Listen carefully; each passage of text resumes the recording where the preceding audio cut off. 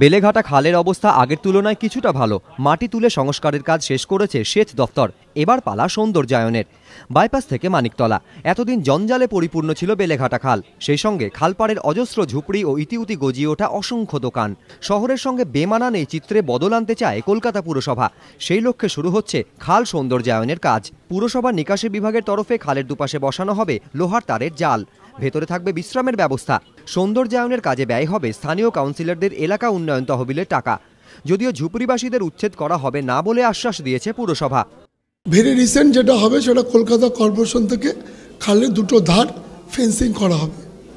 Fencing করা হলে আমাদের গাছ লাগানোর পরিকল্পনা আছে।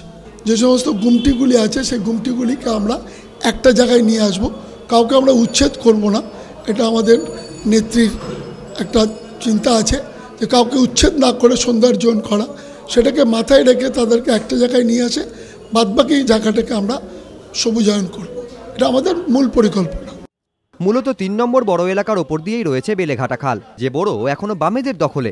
পুর কর্তৃপক্ষের এই সৌন্দর্যায়নের উদ্যোগকে স্বাগত জানিয়েছে বিরোধীরা। যদিও তাদের দাবি, খালপাড়ে রাজনৈতিক দলগুলির অফিস থাকায় প্রকল্প বাস্তবায়িত হওয়ার ক্ষেত্রে সমস্যা হবে। এক তো আমরা যে কোনো বিষয়ে ভালো হলে সদার্থক ভূমিকাই আমরা পালন করি। বেলেঘাটা খাল অঞ্চলের মানুষের সংস্কারের দাবি দীর্ঘদিন, সবুজায়ন করবারও দাবি দীর্ঘদিনের। সবুজায়ন হবে, হচ্ছেও ভালো, কিন্তু সবুজায়ন করবার আগে বেলেঘাটা খালের দুই পারে অসংখ্য পার্টি অফিস, সে যাদেরই হোক, শাসক দল বা বিরোধী দল, এগুলোর অস্তিত্ব কী হবে? পাড়ায় পাড়ায় দাদাদের পার্টি অফিস, এর একটা যদি কিছু না করা যায় তাহলে বৃথা এই উন্নয়ন করা। গঙ্গাপাড়ে সৌন্দর্যায়ন হয়েছে, নতুন সাজে সেজেছে প্রিন্সেপ ঘাট।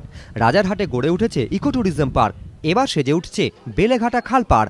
অর্ণব মুখোপাধ্যায়, এবিপি আনন্দ, কলকাতা।